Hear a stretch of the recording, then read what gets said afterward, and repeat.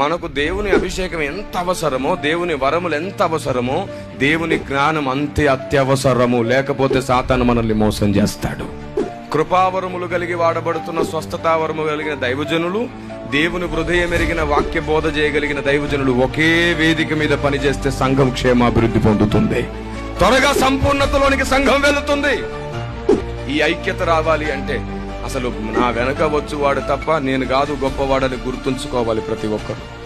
మన సొంత ఘనతను ఆశించినంత వరకు ప్రత్యేకంగానే ఉంటుంది మన కూటం. కానీ దేవుని ఘనతను, దేవుని సంఘ సంపూర్ణతను మాత్రమే దృష్టించితే అందరి ఐక్యత ఒకటైపోతుంది. ఒకే పని విషయంలో ఒకే ఆలోచన అందరూ కలిగి ఉంటే అక్కడ 1,00,000 మంది ఉన్నా సరే ఒక్క మనిషితో సమానం.